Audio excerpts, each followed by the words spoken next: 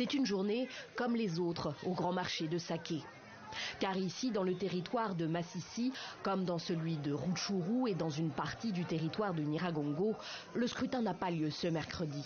Raison invoquée, l'insécurité dans ces régions partiellement aux mains des rebelles du M23.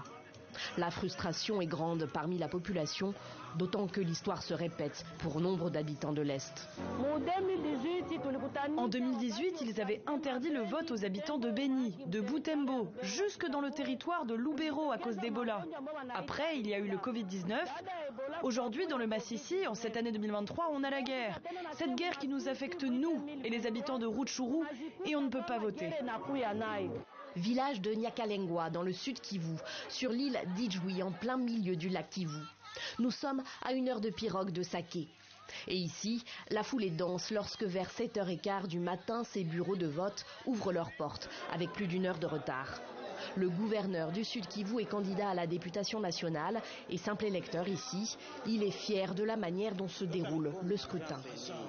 Ça montre la volonté du président de la République de respecter les délais constitutionnels. Et nous sommes dans une démocratie. Le pouvoir, on l'obtient par la voix du peuple, donc à travers les élections. Ceux qui croyaient qu'il y aura des glissements, je crois qu'aujourd'hui, ils peuvent déchanter. Et je remarque que ça se passe dans les calmes, donc pour ce centre ici. Plus d'1 heure de retard aussi pour l'ouverture de ces bureaux de vote à l'Institut Zaner du quartier des Volcans de Goma, la capitale du Nord Kivu.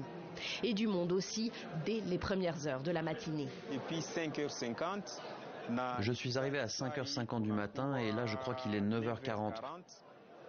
J'ai donc passé 4 heures ici devant mon bureau de vote pour pouvoir effectivement voter.